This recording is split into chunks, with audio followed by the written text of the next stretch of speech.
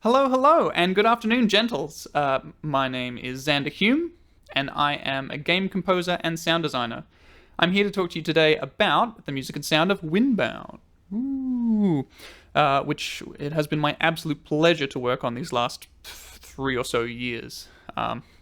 If we've spoken in the last maybe 2 or 3 years, and you've asked, what are you working on? I've been like, I can't really say.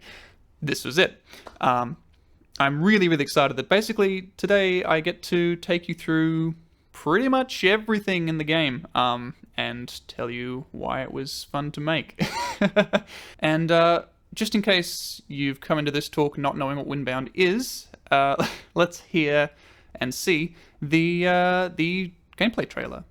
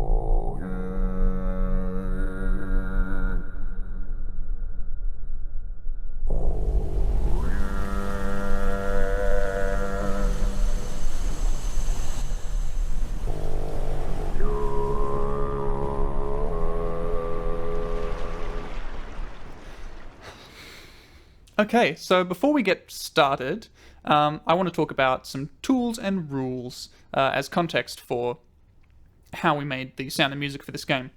So the tools we had access to were Unity, which we were building the game in, Sector, which is a bundle of C# scripts, which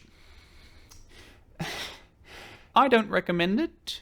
We've had to fix a lot of bugs in it. I mean, I had to hack it so that it displays everything as decibels instead of just a float. Not my tool of choice, but we used it.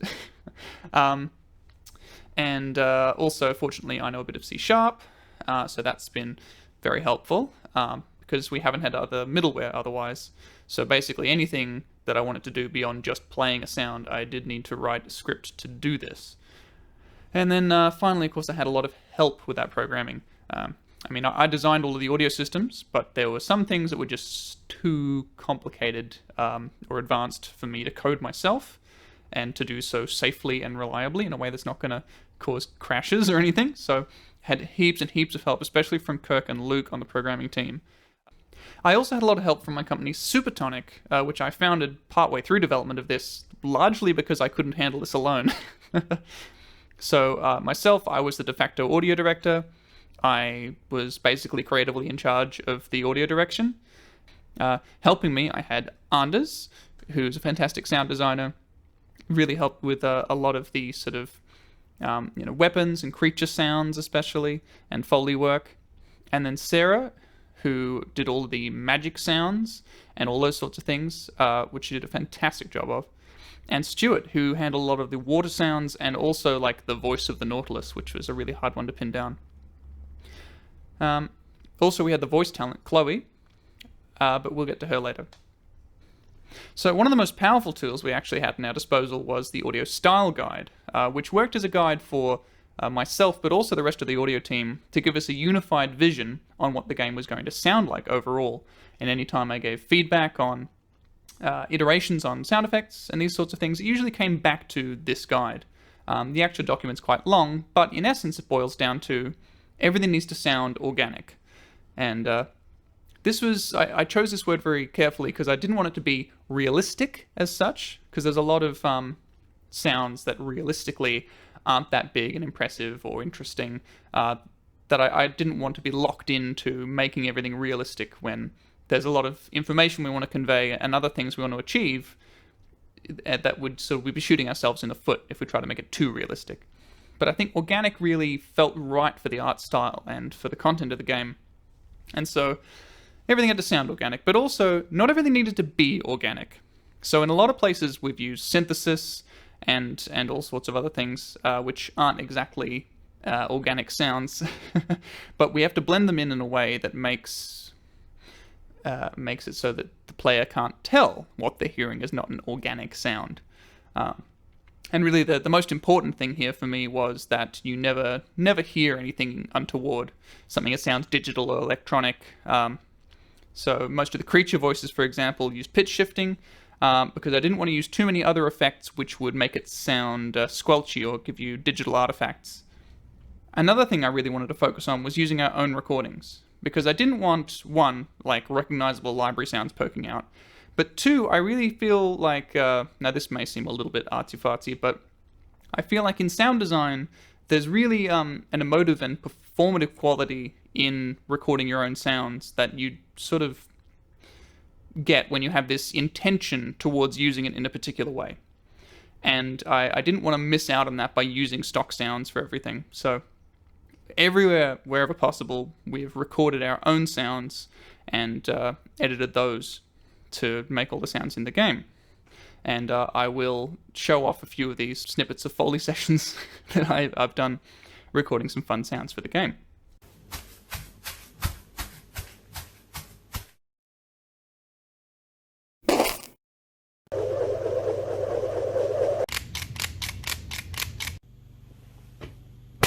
And the last thing on the audio style guide was that everything had to be systems driven. And I was really big on this because everything in the game, being a procedurally generated game, has sort of a systems-driven approach in the way that the game is designed anyway. So I really wanted the music and the sound to be like this as well. It's all very modular. It all sort of fits into lots of different shapes and combinations. So, you know, in sound design, this looks a lot like breaking things down into component parts. So if there's an animation where she draws a bow from her quiver and knocks it on her bow and draws it back and fires, all of those will be separate sounds, all of them drawing from a random pool of slight variations in that, and that sort of thing. Similarly, when we get into footsteps, you'll see how that's been compartmentalized. And with music, I really wanted... I've made a whole interactive music system based around the idea of not knowing what's going to be going on in the game, and yet the music needs to be appropriate for what's happening at that time. So, environmental sound. Probably the most interesting environmental sounds in Windbound are the shoreline, the birds, and the rain. So let's start with the shoreline.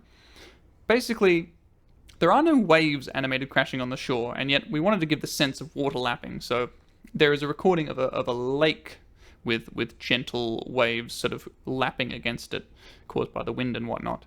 And this actually plays from a single mono sound source sitting on a spline, which circles around each island.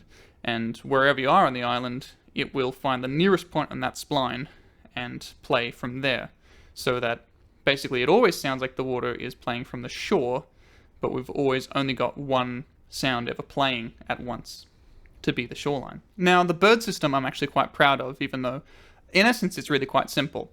Basically, birds live in trees. So we don't actually have many actually animated birds you can see in the game, except for the seagulls, which fly about above bits of flotsam and other interesting landmarks. But so we do have a lot of trees, so I figured I could hide a bunch of birds in the trees, so that's where they live. Now, birds know where you are, so I made it so that birds basically, just for efficiency's sake, will always check to see whether you are within hearing range, and if you're not, they turn themselves off, which is pretty simple. But birds also know where they are. So each tree, as it's spawned in the procedurally generated world, knows what sort of biome or sub-biome it exists in. And each of these biomes, I've given a list of birds they're allowed to have. So a tree will spawn, a bird will spawn in it, and it will decide what kind of birds there are living in that tree. Now also, birds know what time it is. So whether it's day or night, different birds will sing or chirp or hoot. Crickets and frogs also work in the bird system. And birds listen to other birds. So being the big nerd that I am, I called the bird function tweet. And when a bird tweets, it basically sends out a message to the bird manager, Birdman for short, which takes the content of the tweet, what type of bird it is, and it makes a note that this is the most recent bird to have tweeted. And then when another bird wants to tweet, it will check what the most recent bird is. And then there's an about 50-50 chance, a bit higher, that it will choose the same bird and respond to it. So there's these little sort of conversations happening. I've taken this to a much higher level. These whip birds, basically, they sound like a tweet. And you might not know this when you're out there, but basically, whip birds, it's the male that have the long call and the female that have the short one. So it goes, and it's the female responding. And so basically I thought I wanted to simulate this in the game. So whenever a male whipbird calls out, there's a chance the female whipbird will hear that, and then with the right timing, tweet at the end of it to be the tweet at the end.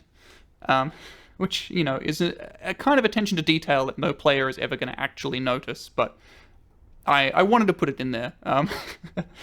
Just like, you know, I put in a few Australian birds in the mix, and I just sort of wanted them to be normal in this fantasy land. And, you know, I wanted, if we were going to have whipbirds, they were going to be accurate whipbirds, damn it. So, next up is the rain system. And this one I'm actually also quite proud of. But basically, rain is made up of sort of 3 bits.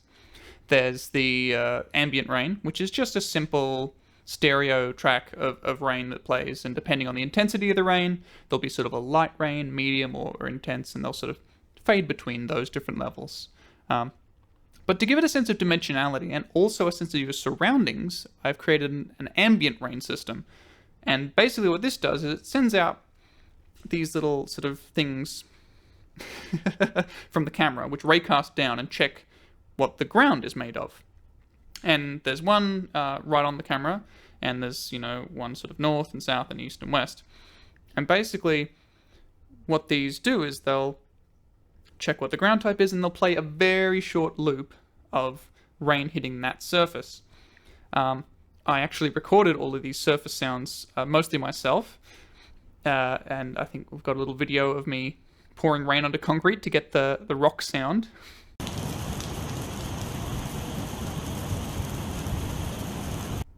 But basically, these loops had to be incredibly short because we've got a limit of 32 voices, 32 sounds that can play simultaneously in the game, right? So, chewing up 5 of them just for rain, you know, man, I probably didn't want to, you know, spend too much power, like loading them and unloading them and all this sort of thing, and decompressing them on the fly.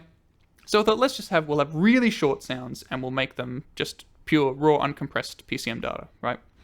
So these actually are incredibly short recordings, which by themselves sound sort of fake because you can hear the loop coming over. But when you've got the ambient rain all around you, what it does is it just gives you a flavor of that surface type. And these rotate with the camera. So if you turn the camera around, you can hear there's sand over here, and then it'll be grass, or it'll be rock, or it'll be on water, or it'll be on wood. And it gives you more of a sense of space and gives sort of dimensionality to the rain sound. And each of these had a various light, medium, and heavy for each of these rain sounds as well. And I'm really quite pleased with how it all sort of came together. But once again, another one of these details players are never going to notice. But they may notice subconsciously, which is kind of the whole point of sound design, you know? Like, if you do a great job, no one's going to notice you did a great job. And if you do a crap job, either it's so crap they do notice, or it's just crap enough that they just sort of vaguely feel like the game is low quality and they don't know why. The last bit of the rain and storm system is the lightning, which is really, really, really simple. But basically, you know when you see lightning flash in the distance and you can count 1,000, 2,000, and see how far it is, you are from the source. Well, basically, I've just put that into the game because, at normal, like, sea level kind of air pressure, sound travels at which is roughly 1 foot per second. So I just add a short delay to the thunder sound based on your distance from it, actually worked out, in meters from the source of the thunder. So you can calculate by ear how far away the lightning is when you hear the thunder. Now, Kara's sounds were, of course, very central to the game, and one of the hard parts was finding the right voice actor. But quite fortunately, I put out a casting call, and we heard from Chloe Love, who is enormously talented and provided us with all of the Link-style grunts we could possibly want. She managed to, make Kara sound fierce and strong and simultaneously represent, a whole bunch of different emotions using no words whatsoever, which was, largely to save on localization costs. You don't want to have to re-record and translate vocal lines in a dozen different languages. It's just not a fun or cheap thing to do. Unfortunately, we don't have infinite budgets and infinite time. But Chloe did a fantastic job, and we really had a lot of fun in the studio trying to record all these different sorts of pain sounds for different sorts of things that could happen to you. It's kind of macabre when you think about it, but she took it all with a smile. It was fantastic. One of the things we actually recorded kind of without her knowing was breaths for this dynamic breath system that we came up with. So basically, for some of the sounds, Chloe wanted to sound tired, and so she ran around in a circle a bit and that kind of thing. And and so she was taking these sort of labored breaths, puffing and panting in between these takes, right? And so I captured all of that, and we've turned it into, I basically arranged them all by varying degrees of how intense they sound. And let me tell you that if you have anxiety, you don't want to edit your voices, your breaths, so that you hear 16 intakes in a row and then 16 exhales in a row. Both of those are bad to listen to and will set you off. It's not good. And you think, oh my god, just breathe out, please. But we ended up making this so that as your stamina depletes, you start breathing more and more heavily. And this is sort of a subtle hint for anyone who's not looking directly at the HUD to get to hear how much stamina you have left and how much you're chewing up. Because we have the top layer of stamina, which comes back very quickly, but after you chew that up, if you keep running or swimming or whatever you're doing, it chews up your reserve stamina. And this is what takes a long time to come back, and so just sort of breathe heavily while this is happening.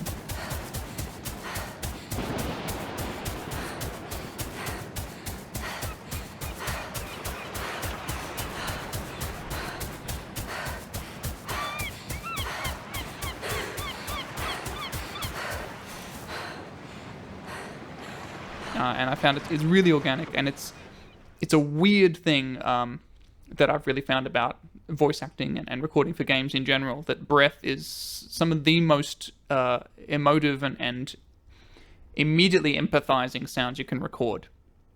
If you can, and I did a study on sex scenes in games a couple years back for Heartbeat Conference, and the thing I found there was that all of the games that did it successfully and made actually kind of emotionally engaging sex scenes all used the breath of their voice actors and brought that to the fore.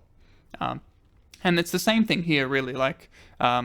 Whenever you go underwater and she comes back up, she does a big if you're drowning, I thought rather than horrible choking gurgling sounds, which might make you uncomfortable, she does sort of deep breaths. And then when you actually drown, it's just sort of a blub, blub, blub, blub, blub, because, drowning in a video game is incredibly a traumatic, weird thing. Anyway, moving on. The other thing was eating and drinking. Now, my wife Lucy is misophonic. She doesn't like the sound of people eating. So, more or less for her and those of her ilk, I've decided that we weren't going to do realistic eating and drinking sounds, but rather symbolic, but still organic, eating and drinking sounds. So you'll notice if you bite into a mushroom or a berry or a piece of meat, it's always crunch, crunch, crunch. And drinking is always glub, glub, glub, glub. And this is a very deliberate choice to not make it gross for no reason. Now, footsteps were actually a huge part of my job on this game, and it seems kind of ridiculous because no one pays attention to them, but footsteps were just a huge amount of work to do. So, I had to do this for multiple creatures as well, right? So you've got Kara, you've got hoofed creatures, you've got creatures with paws, and then specifically the pond Whomper had its own big... Basically, the footstep system worked like this, right? Depending on whether you're sneaking or walking or sprinting, they'd play a different footstep recording. And depending on the surface type you're on, it would play a different footstep recording as well. So there was sort of a matrix of which footstep would get played. And then there'd be a pool of sounds similar there. So if you're sprinting on sand, there'll be, half a dozen to a dozen different recordings of a sprint on sand so that you don't hear the same sound over and over again. This is then layered up with the water depth. So if you are in sprinting or walking or sneaking through water, depending on the depth of the water, you'd then hear a water footstep sound. And these are actually all recorded in the mangroves of the Brisbane River with gumboots on, splashing about, getting some strange looks. And these get layered on top of the surface sound as well. So if you're on the sand, you'll hear like sand sort of muffled with a low pass underneath a splash of a footstep as well. And then these also sort of, as you get deeper and deeper, turn into swimming sounds. It seems disproportionately a lot of work, but I'm really pleased with how it all turned out.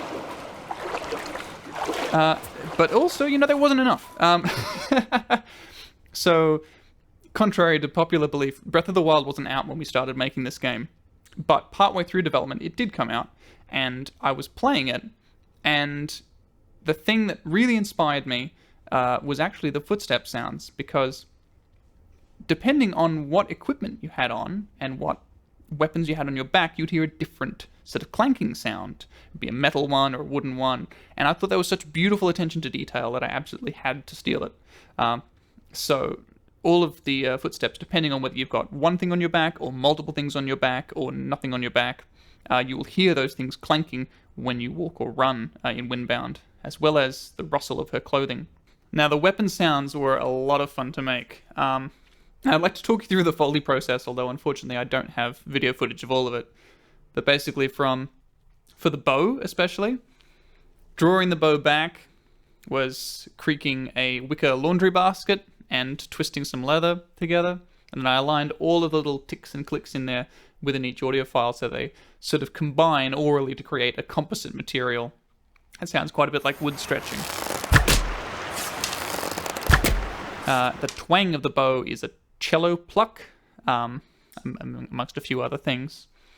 The arrow sort of flying out is whipping a piece of cane through the air. The arrow flying is actually twirling a piece of bamboo, I think it was, I think it was a piece of bamboo, sort of through the around and around, and then that's just Dopplered really heavily in the game engine to get this effect like that.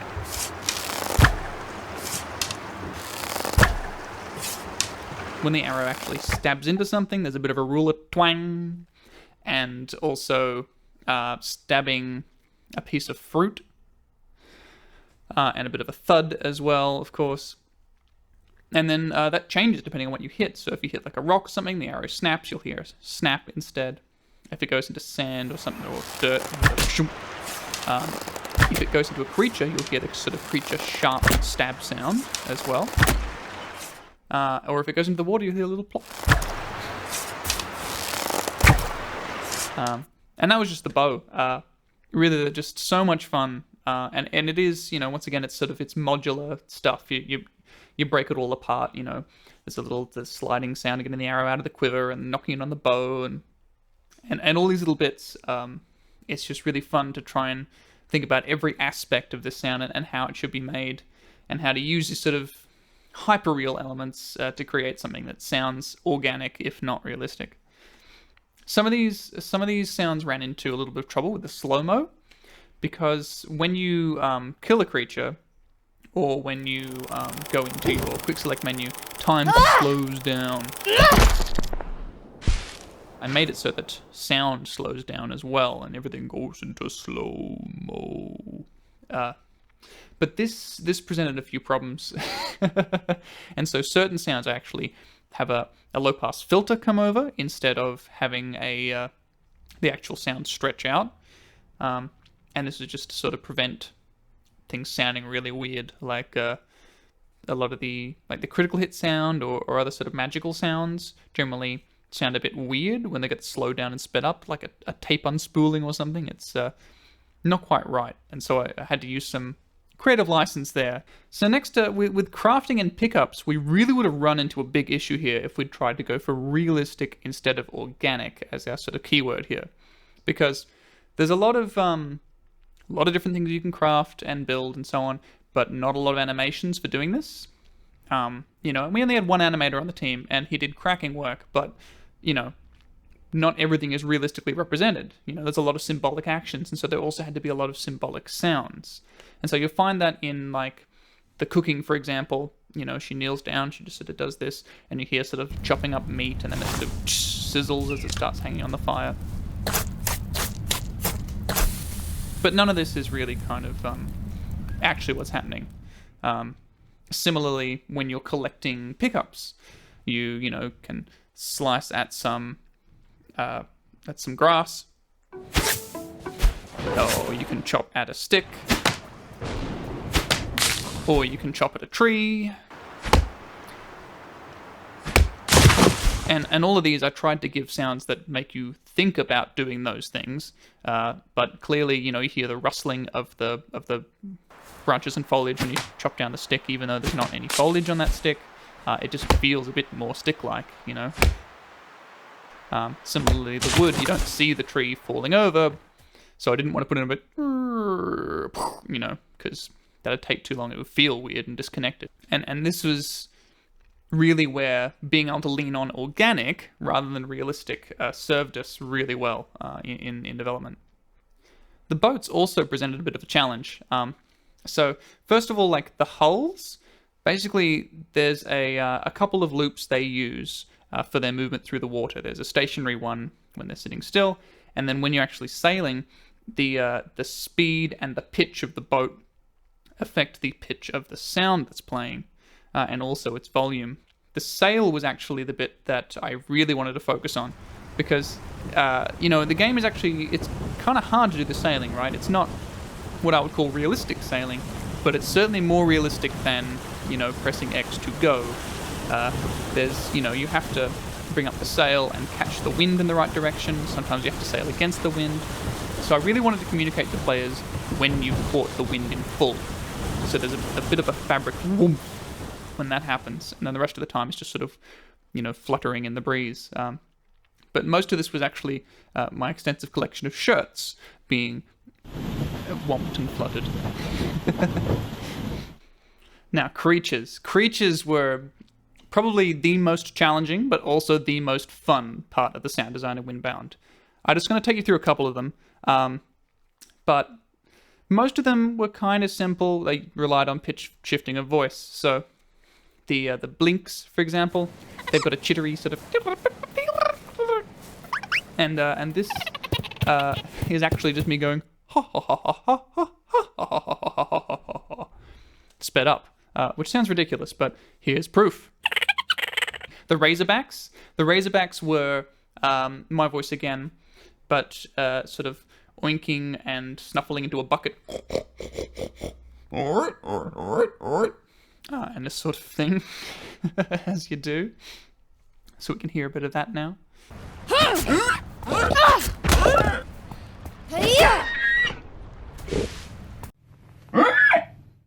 The silk spinners were inspired by those heads in Spirited Away, the ones that sort of they like jump along like word. So that's kind of what inspired these ones. And when they attack, that's actually my teeth going. Really fun. They're quite gurgly, so I had to eat a lot of like apple slices and do that sort of thing, get some phlegm and saliva going. Great fun. The pond Whomper, oh my god. The pond Whomper was just the hardest thing in the whole game to do. I spent much longer than I care to admit working on the pond Whomper. Basically, in the end, I was trying to get the croaking right first, right? And I thought with my own voice I'm going to do a thing. But that turned out being too hard to use. It's not quite right. And I actually, in a quite roundabout kind of way, ended up using an acoustically modeled synthesizer, which simulates the sound of various sort of mallet materials hitting various resonators, then being amplified by other resonators. This one's called Chromophone 2. And I created a sort of a woodblocky kind of sound in that, and then tweaked it and automated it so it could do this sound. And that's what's the croaking or riveting for the big pond Whompers. But the actual big burp sound, I tried doing a big burp myself. And of course it sounds me-sized, not giant pond Whomper sized. And if you slow it down, a burp actually sounds like a series of tick going dock, dock, dock, dock, dock, dock, dock, dock, dock. It doesn't sound burpy at all. So how do you get a giant burp sound? Well, I was learning for, professional reasons, how to speak like Donald Duck. The bit you learn is to put your tongue folded back under your back teeth and go. And that sound, slowed down, sounds like a giant burp. I can slow down that footage and we'll prove it. And this formed the basis for the burp attack.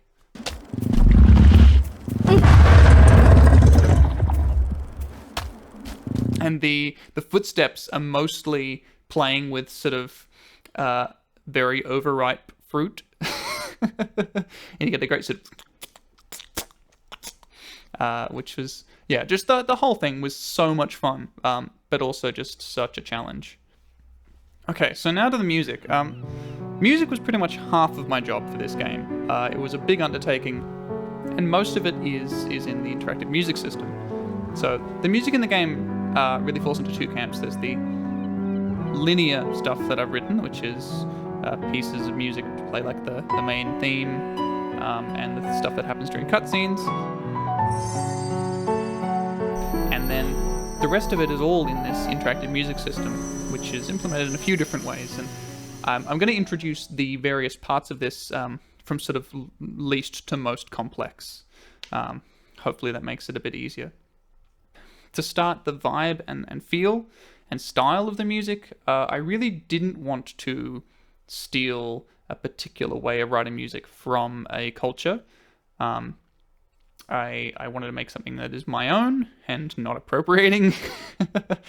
And so for most of the music is just sort of written in a style that I felt was appropriate for the vibe of the game, not so much to be like particularly trying to be a culture that fits in the world. But the instruments I used for all the sort of creature music and stuff that happens sort of in the game world, a lot of it is various instruments from all over the world, and some of it is sort of fake instruments I've made by squishing together aspects of different instruments, either digitally or physically manipulating them. So, for example, one of the Razorback sounds is I've got a banjolele, which is like a ukulele with a banjo body drum on it, and if you play that with a chopstick, it sounds a little bit like a shamisen. It's not quite a shamisen, but it's a weird thing that might make you kind of think of a shamisen. It's this sort of thing that I really tried to do for a lot of the creatures, so that you weren't like going, oh, it's the sitar one, that kind of thing. So I built a lot of the music around this, and the big linear pieces do have some of these instruments in there as well for sort of contextualization and trying to blend it all together and make it feel good. So the throat singing is probably one of the most interesting and unique parts of the soundtrack, I suppose. And for that, I have my good friend Jacob Hills come in and he can do Kagira throat singing, which is sort of.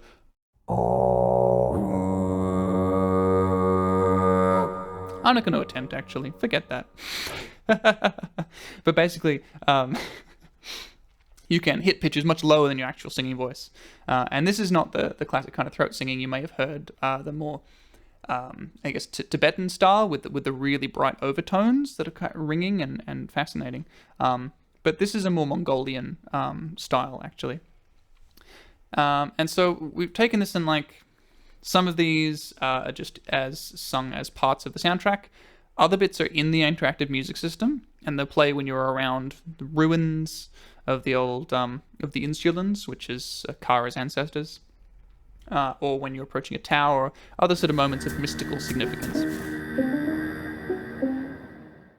Now, the sailing music system kind of goes back a bit, actually. It's based on a system that I made for Sling Kong back in the day, actually, which is a mobile game I worked on in about 5 years ago now. And at that time, I also wrote a paper because it hadn't really been done before. Since then, actually, it has been used in Goose Game, but I'm like 99% sure that Dan Golding actually just came up with it independently, entirely, which is a great kind of cool, weird thing that, two Australian game composers came up with this same idea where it hasn't appeared anywhere else, to my knowledge, anyway. So basically, what I call it is imbricate audio, because imbricate is a word that means like overlapping, like shingles on a roof. I originally wanted to call it shingling, but my supervisor at university got shingles pretty badly, and I thought that was insensitive. But anyway, so this is about overlapping things. So I'll play you an example now of the sailing music, and you'll see how it's made up of these discrete chunks, which have the notes being played, and then also the lingering tail of those notes for as long as they're being held, continuing on. And the reason for this is that I can queue up these chunks and have them overlap each other, right? And then it just sounds like the music is playing normally. But then when you want to introduce a change, you can have new things happen, like the intensity can go down, or in this case, I reharmonize. But basically, these changes can occur, and it won't cut in and cut off the notes that were ringing out before, or the reverb that was naturally there, and so on, right? So it creates a much more realistic sense of change happening in music without hearing any of these digital artifacts of, oh, it's a crossfade, or all this, other kinds of transitions you'll hear in video games. And then you'll hear the music sort of overlapping, and then we'll go from the calm sailing music into the stormy sailing music. And all that's changed here, actually, the melody is exactly identical the whole time, this piano melody. And what I change when we go into stormy is I reharmonize the chords underneath it. So it's now recontextualized. So what was sort of light and airy melody now becomes a foreboding and dark melody, simply because of where it lands in the context of the chords that are playing under it, which was a lot of fun to do, actually. But basically, this sailing music can now, at any point, at any one of these chunks, you can switch. So within a couple of seconds, the music will change to respond to it now being stormy weather rather than smooth sailing. And same thing for sea combat. The music in The Crossing is actually very similar to the sailing music in that it's built up of these chunks. But the chunks themselves have more varying duration, actually, of length. And the whole reason for them is that it wants to have a really solid ending, so that no matter when you kind of come out at the end of the gauntlet, it will wait till the right time to play this sort of dun dun dun. Oh shit!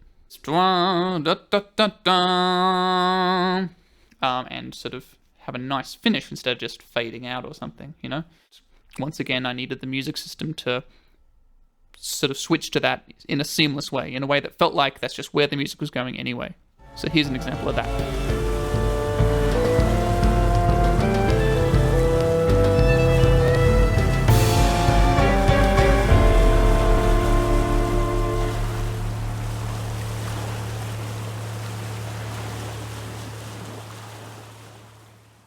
The combat music takes things to a bit of a step up again. So There are a few additional things. It's also using the imbricate audio with the overlapping sounds, but this is so it can do a few different things. One of them is it goes up in levels of intensity. So there is the opening music, starts with a big bowed cymbal.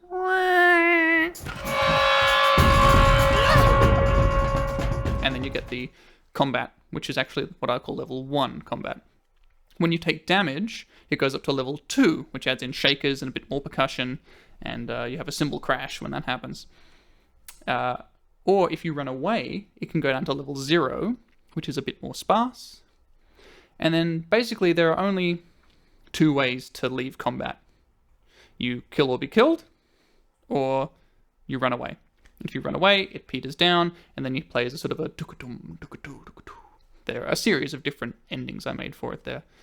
Or, if you die or kill in combat, you get a sort of bum bum bum, or something like that, a short ending.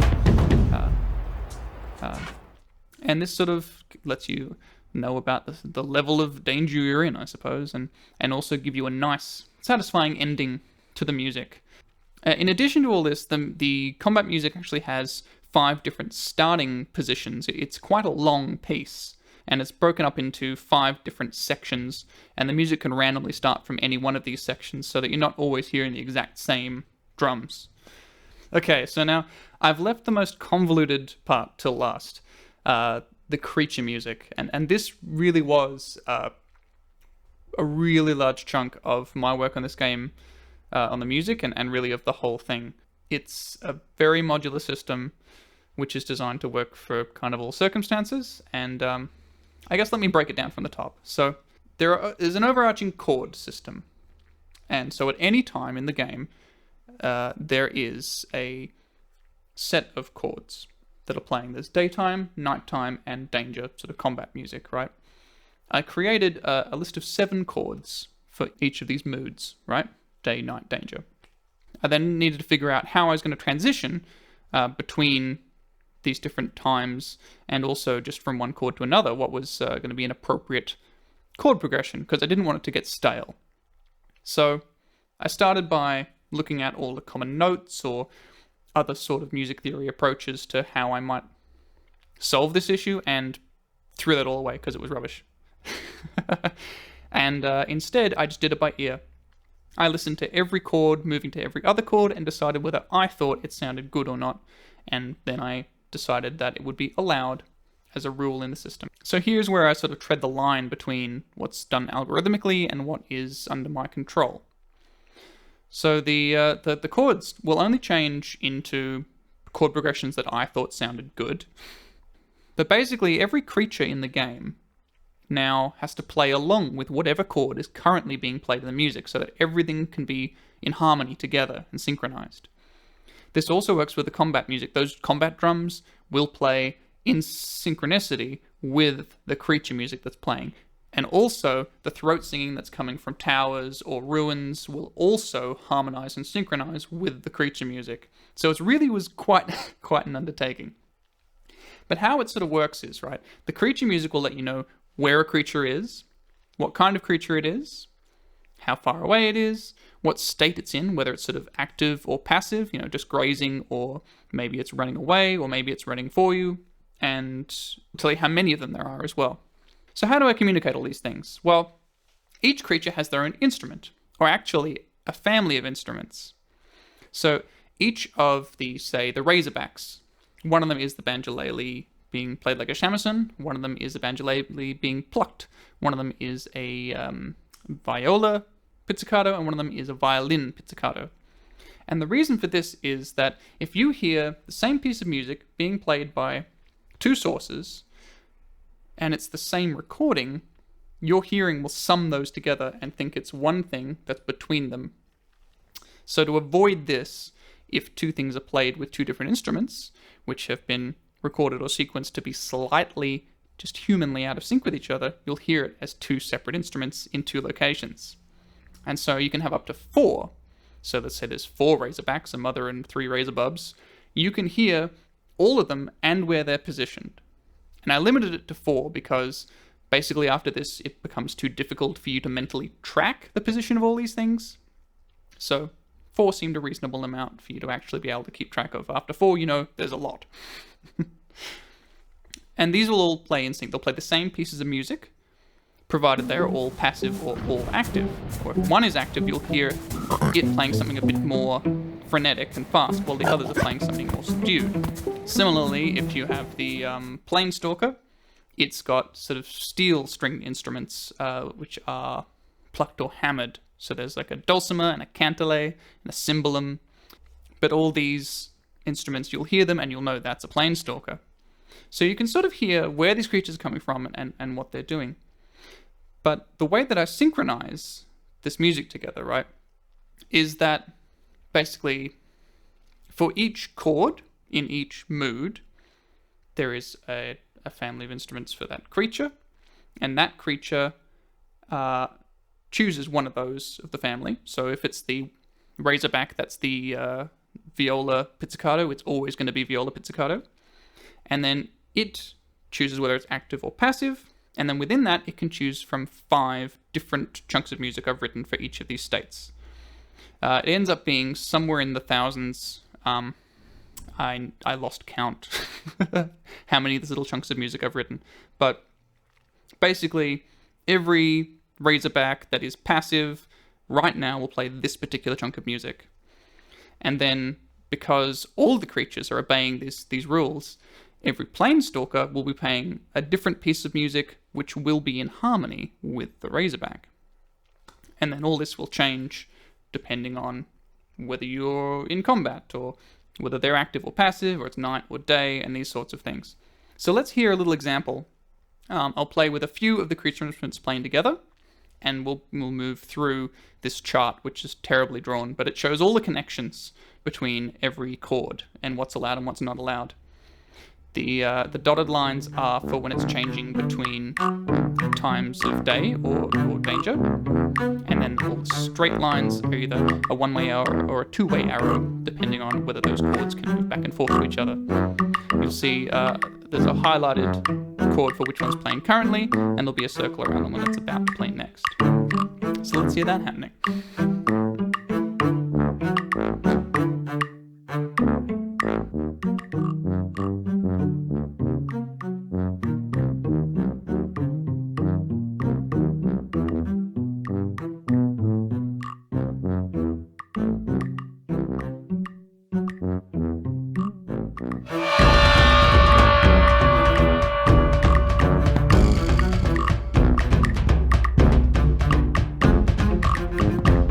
And all of these, of course, are using the Imbricate audio system, so it doesn't matter what order you put these chunks in, or whether they have overlapping lines and bits, they will sound more or less like one instrument that's playing a series of pieces of music. So there you have it. That's just about everything that went into making the music and sound of Windbound. Obviously, I left out a lot of details, but if you have any questions, I will answer some of them now.